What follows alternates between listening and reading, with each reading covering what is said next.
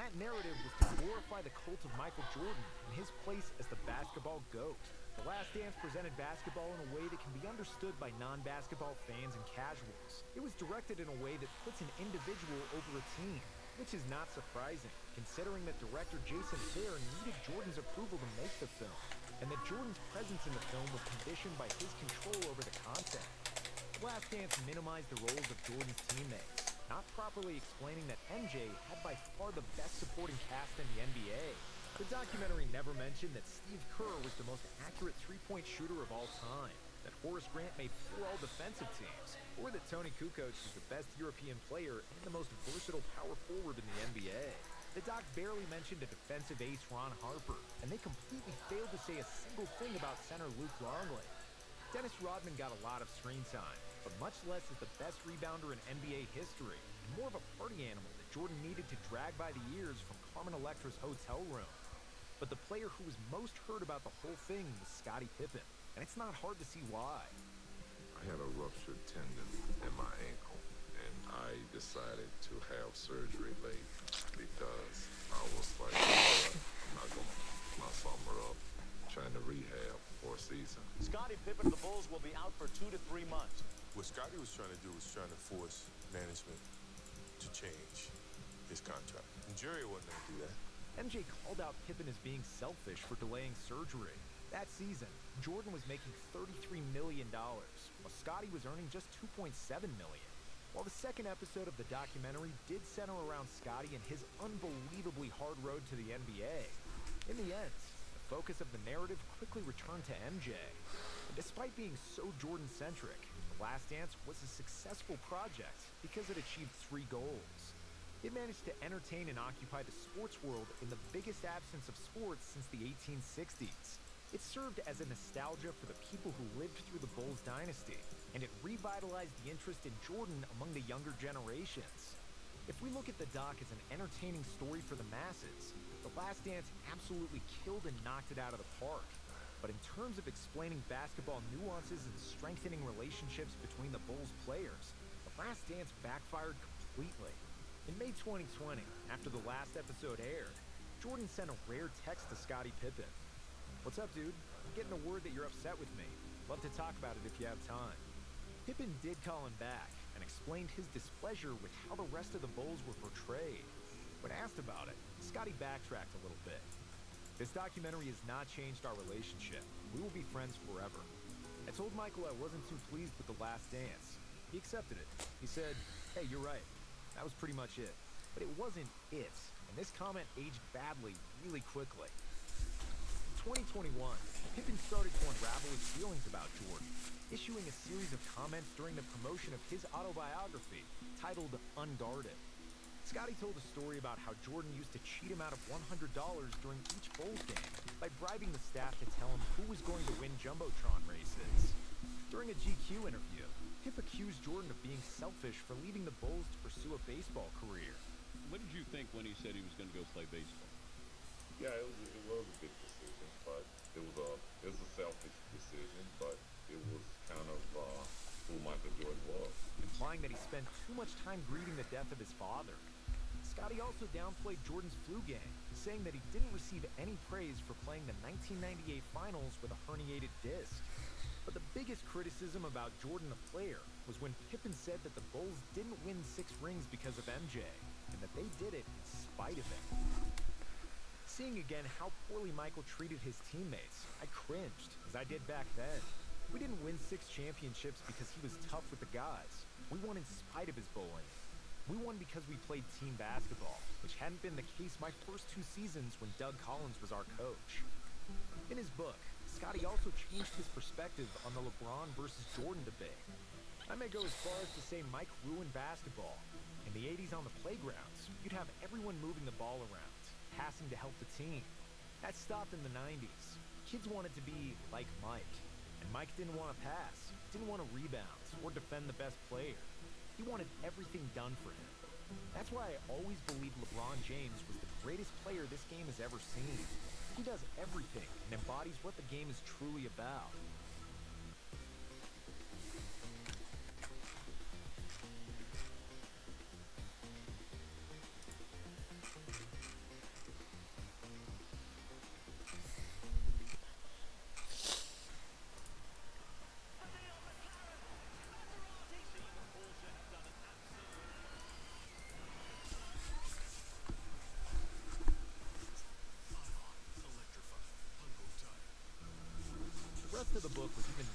critical about Jordan and The Last Dance, saying that every episode was the same.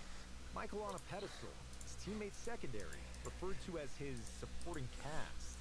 Michael could shoot 6 for 24 from the field, commit 5 turnovers. He was still, in the minds of the adoring press and public, the errorless Jordan. Scotty was also pissed that Jordan received $10 million for his involvement in the documentary, while he and the rest of the Bulls got nothing. Pip wasn't done there. He also unloaded on Phil Jackson during an interview with Dan Patrick. No, I understand that, Scotty. I'm just going by what you said. You said you need to read between the fine lines. It was a racial move to give Tony Kukoc a ride. So, I mean, if you knew that Scottie Pippen had been with the Bulls from '87, wouldn't you give Scottie Pippen one opportunity to get a last-second shot without Michael Jordan? But have you talked to Phil about this? Because by saying a racial move, then you're calling Phil a racist. I don't got a problem with that. Scotty took shots at Charles Barkley, calling him not dedicated enough to win a title, and Isaiah Thomas, whom he called a dirty player. However, while we do agree that The Last Dance was heavily centered on Jordan, and that there is a lot of truth in Pippen's words about the documentary, we can't escape the feeling that Scotty overreacted.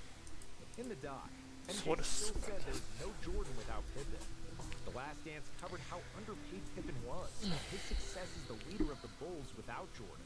Phil Jackson called Scotty the second-best player in the league, and the doc mentioned Pippen guarding Magic in the '91 finals instead of Jordan, a key moment that turned the series around. So for Scotty to be going on this kind of media rampage, it just feels like a bit too much. We understand that it's hard to be the Robin to Jordan's Batman and live constantly in his shadow, and then relive that all over again in the documentary. But after the dust settled and all the insults had landed, it sounds like Pippen was just trying to say outlandish quotes to sell more copies of his book. And throughout all of Pippen's bad-mouthing, Jordan never said another word publicly. There was no statement, trash-talking, or even acknowledging that Pippen suddenly turned into his biggest hater. It was only a sign that all the bridges were burned, and that their relationship was broken beyond repair. To add insult to injury, in 2022, MJ's son Marcus Jordan started dating Scotty's ex-wife, Larsa Pippen, which certainly didn't feel good for her ex-husband. Wherever Scotty looked, Jordan was sticking it to a Pippen, and it seems like his anger towards MJ will not stop anytime soon.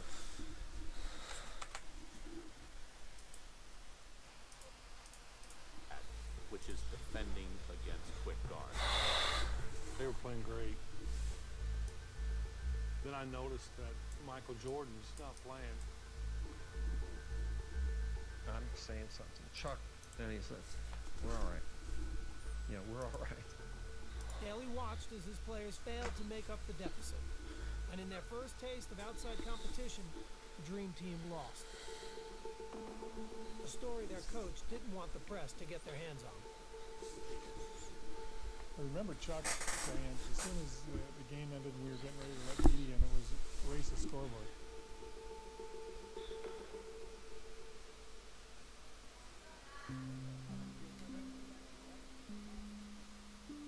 Media comes in, scores, if not hundreds.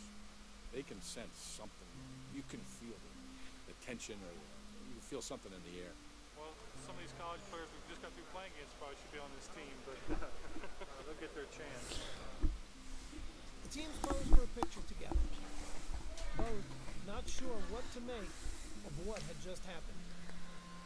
But the man in charge may have had the answer. He threw the game. You know, Chuck threw the game. If you look how much Jordan played and how he subbed guys in, not picking up, not making any adjustments, he knew what he was doing. It was legit. It felt tremendous, you know, what we were doing that day. You know, they couldn't stop it. There are kids who believe in Santa Claus too, and the Easter Bunny, and now that they've grown up, I hate to burst their bubble, but it was a game thrown. Not many people would have done it, and he did it. It was gratifying to Chuck for us to get our butts beat like that, because now we had to listen to him. From then on, he had a way of just saying, you could lose. After fixing his collars and his hair, his speech was, anybody can get beat, so you got to be ready to play. And I think that's the only speech he ever gave us. The message got across. I mean, Chuck couldn't have been happier, I'm sure. It was brilliant on Chuck's part to be able to orchestrate that and play along like he didn't. Why didn't he tell you guys? We probably would have screwed it up. The next day, training camp ended with a rematch against the college kids. And once play started, everything made sense again. The tables were turned drastically. We showed them why we are who we are. We pretty much beat them by 100. They couldn't score. And by the way, Jordan played a lot more that next scrimmage.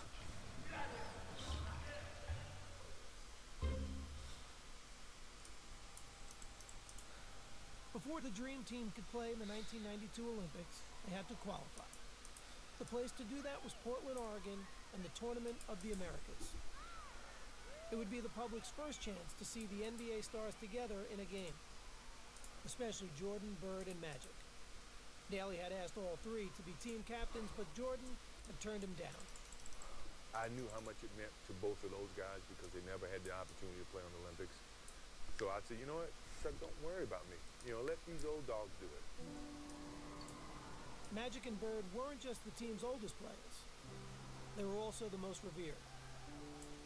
They had entered the league together in 1979, embarking on a rivalry that had redefined the NBA. And along the way, their personal admiration for one another had grown. Magic's just a great basketball player. He's the best I've ever seen, Unbelievable. I don't know what to say. In 1992, they'd be getting the chance to share the ball. But the opportunity would be coming at the end of their careers. Bird had given his soul to the game. But after so many years, his body was betraying him. Had back problems. It just gets to the point where you just couldn't play. You couldn't think, couldn't move, couldn't run. If you can't feel your feet, it's hard to run. Larry was on the bench because of his back. So I said, man, LB, you gotta play, man. You gotta play. This is our last chance to be together. Magic would be able to convince his old friend to play. But at the start of the 1991-92 NBA season, he was forced to retire after learning he had the HIV virus. Doctors would eventually clear him to play in the Olympics, though that didn't stop fears from swirling. There's a lot of players that really didn't want him to play, didn't want to play with him or against him, because nobody knew what the disease meant. They said, you get a little blood on you, you got HIV, or breeze on you, I never bought any of that, you just keep going. And that's what Irving decided to do, just keep pushing, keep going. 6-5 three-pointer. Magic had made a cameo in the 1992 All-Star Game and had focused his attention on the Olympics, hoping for an encore of a lifetime alongside his old rival. Our careers were really over, and it was something I thought needed to happen for both of us. Their debut would take place at Portland's Rose Garden, with their team needing to medal in the Tournament of the Americas to qualify for the Olympics. That seemed like a foregone conclusion to just about everyone, including their first opponents, who were completely in awe before the game even started. The Cuban team spontaneously drops to its knees as if 12 popes had come by on Easter Sunday. At that point, the idea that this is merely a basketball game has been ripped asunder. It was a surreal feeling. You're like, dude, we're here to kick y'all behind. And they want to take pictures with you. Then the game begins. Magic and Larry come out together, two guys that had saved the league. They wouldn't even be playing this game without those two. And Magic passed the ball. Larry makes the first basket. Backing in, goes to the fadeaway. I mean, it just didn't get any better than that. The U.S. was off and running, and the result was a thing of beauty. Johnson leading the break. And no one seemed more excited to be sharing the court than the co-captains.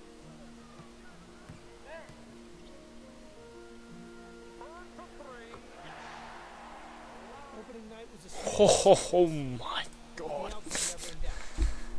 Oh, that felt good. Holy fuck, that felt Later in the crazy. game, fans in Portland decided they wanted a curtain call from a three-time MVP. The crowd start cheering. Larry, Larry, Larry.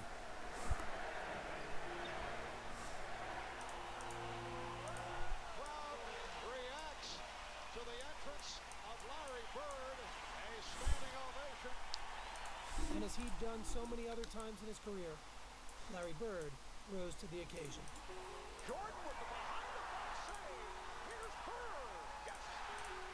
You just knew that Larry Bird was not going to miss that shot. It was a virtually flawless performance. The final margin of victory was 77 points. And Magic and Bird had led the way. For Magic in particular, after a year out of the game, the victory had a special kind of meaning. Living with HIV, never even thinking that I would ever have a chance to play basketball again, and then basketball for the United States. It was therapy for me. This shit fucking sucks. And I needed that in the worst way. And then there was the matter of making sure Michael Jordan knew he was back as well. Yeah, you hear what the captain said? The captain said, sit down. Well, this boat is going to sink. That's right. Have a seat because you're going to fall and it's going to happen. That's the seniority right there. I know it. With Magic and Michael, there was that little extra something there, you know, and something kind of to prove to each other. I took it upon myself to always shoot with Michael. Okay, MJ, free throws today. Who was the first one to 50? Or we had little games. Who was the better shooter? Know what you got to do. Know what you got to do.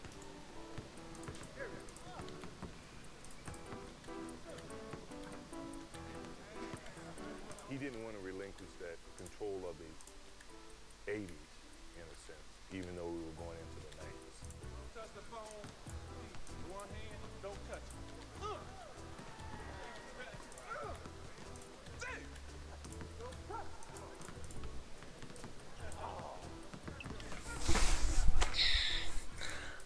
You know, he just come off I'm so just a whole year. So it was who can win, who's gonna have the bragging rights by the end of this trip. You can't get too close to Michael. It's a foul. You haven't committed a foul in almost a year and a half, man. How can you talk?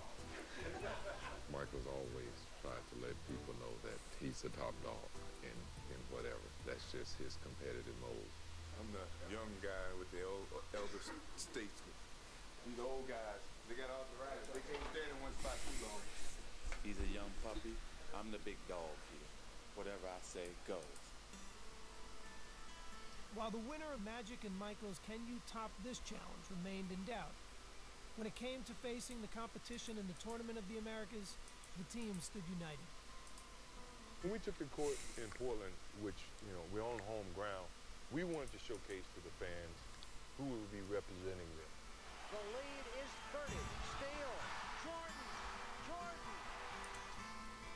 I'm going to send a message around the world today that y'all can give it up. You foreigners can give it up. Holy fuck, what a high roll I just had. The Americans won their 6 games at the tournament by an average of 50 points. All right, Larry, your impressions of tonight's game? The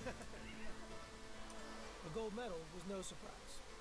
But what was unexpected was the team's interactions with their opponents. He showered them with adulation before, after, and even during games.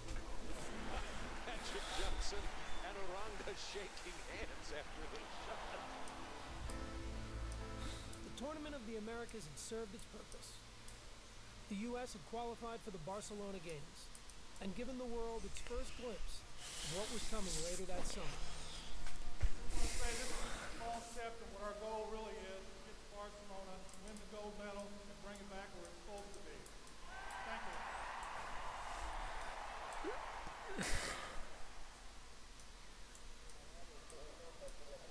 On July 18th, 1992, with the Barcelona Olympics a week away, the U.S. men's basketball team headed overseas.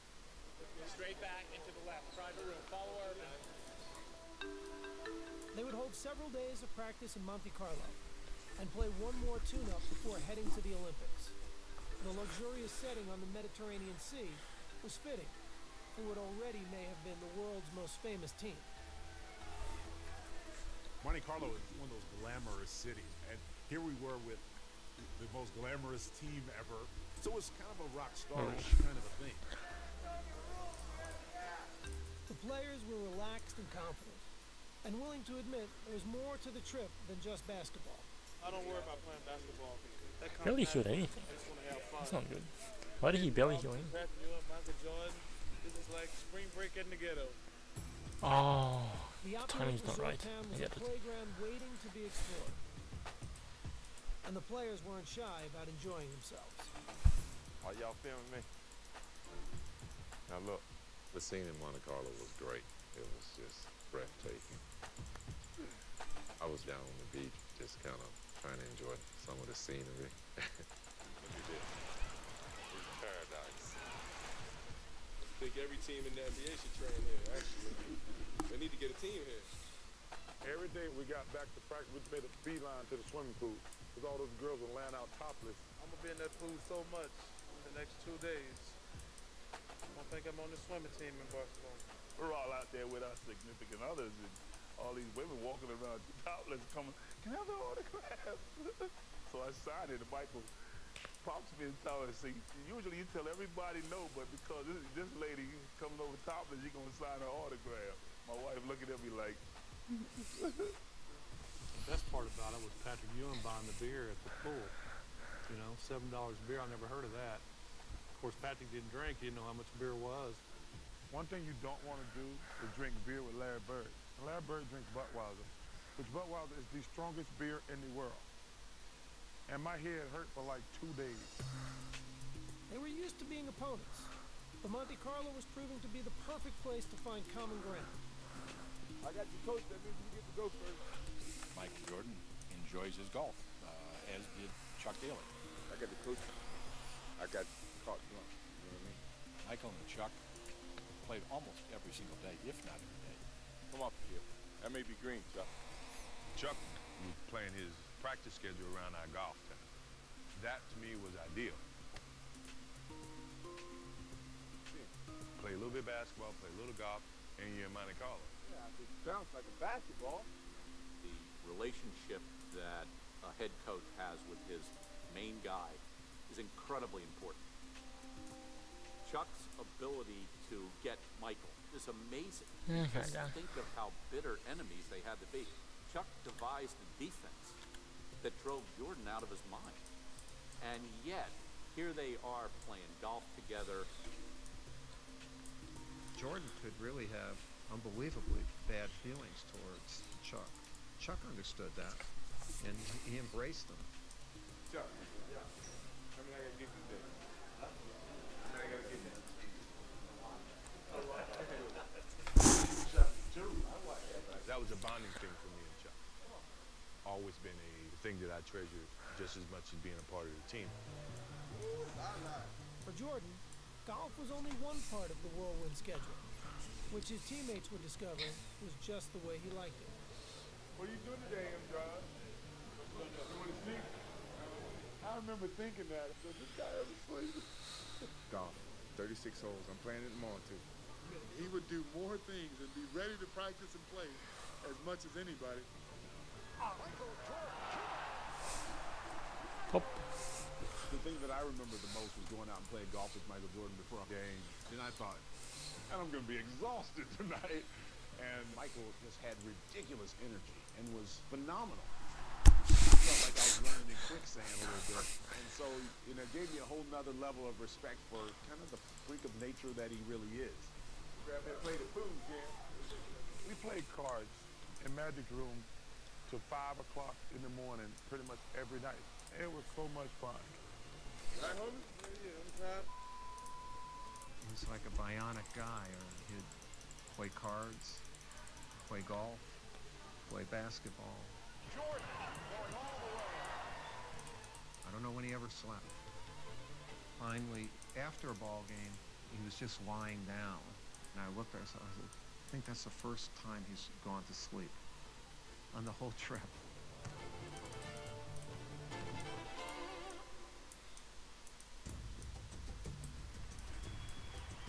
After a few days in Monte Carlo, the players returned to the court for an exhibition against the French national team. You know, everybody had their eyes on one team. You could feel it. It was just such talent, such incredible skill, and it was just such a pleasure to watch. The Americans won the game easily, even if their performance was far short of seamless. It wasn't a great game. A lot of sloppy passing. I didn't like any of it. It was a terrible game, and U.S. looked half interested. And so Chuck kind of the next morning in Monte Carlo, even though everybody was a little hungover and tired, had to really kick their butt. Chuck says, okay, this is what's going to happen. We're going to play it like a real game. We're going to play 4 quarters. We had me, Scotty, Mullins, Bird, and Patrick. And Magic had his 5. We weren't going to change that thing at no point in time. You got your 5, I got my 5. We gave them the college guy. You can have Christian Laettner. We don't want him. You can have him. He's just over there waiting to tag in. But it was all about pride. And the college kid couldn't help either one of the teams. Michael Jordan called Clyde out and went at him. Tell him, this is what I'm going to do to you. Fall away jumper. Good. What did I tell you? So I said, no, Clyde, you better get him back. You better get him back. Charles Barkley said, I want to take Karl Malone now. So Charles gets it. Fall away jumper. Good. I said, Carl, you got to get him back. You better go down there and get him back. Carl went right at him. Jump shot. You ain't nothing. You ain't nothing, Barkley. So then I came down.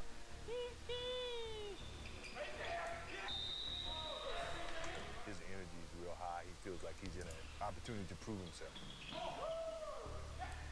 Showcase that, hey, look, I'm still Magic Johnson. I still dominate this game.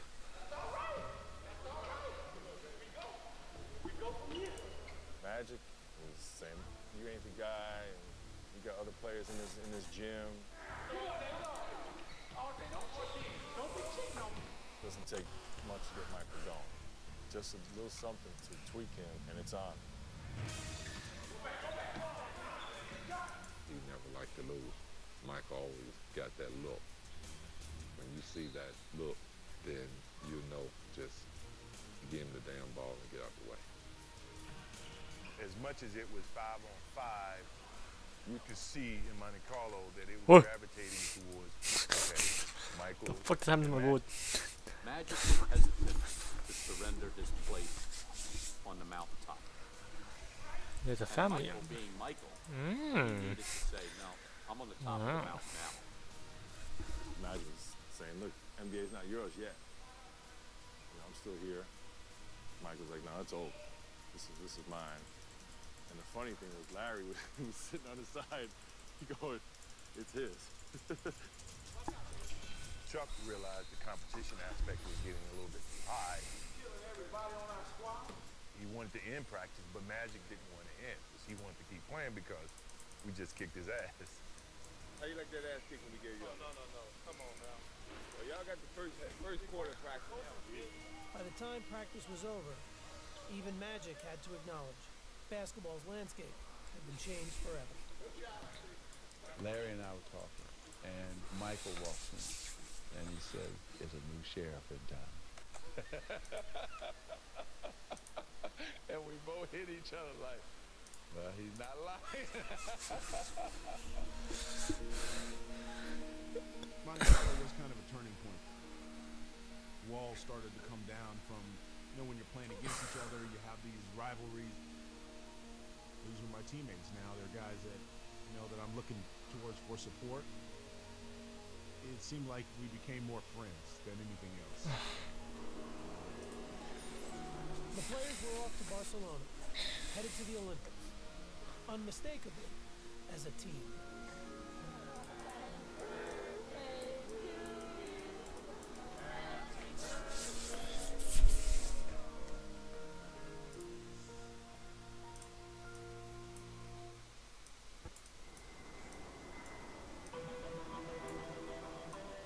United States men's basketball team landed in Barcelona for the Olympics on July 24th, 1992.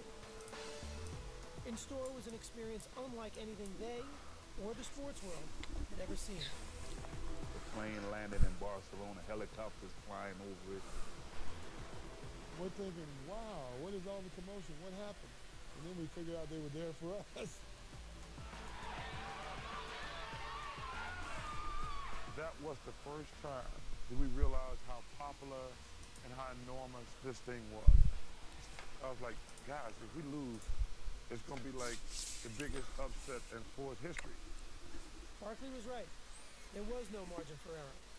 A reality the rest of the team openly accepted in their first press conference in Spain.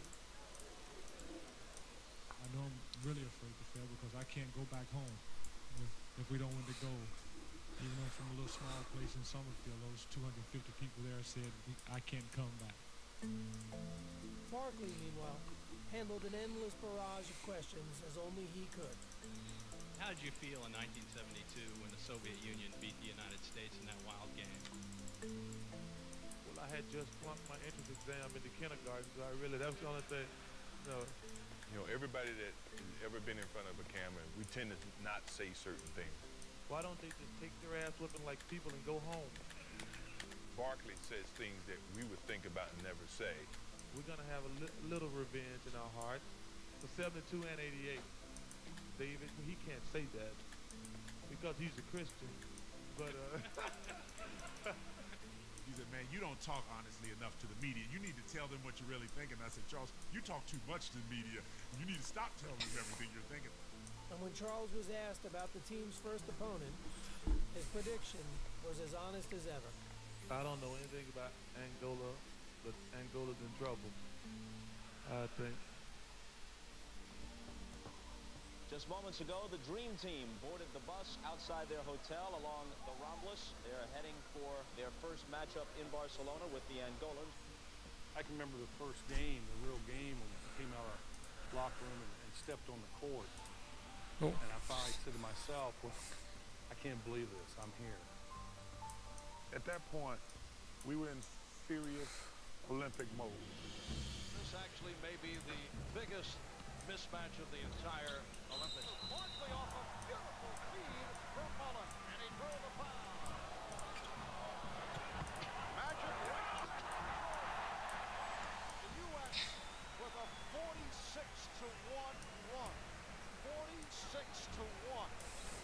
It was just a tremendous atmosphere because there was an appreciation for how great the U.S. players were. After the first half, Barkley's pregame prediction appeared dead on. But in the second, Charles found some trouble. Many of the players in Angola, they play against South Barkley. They told us there's no a kid, a fat boy, is many accuracies, no pain.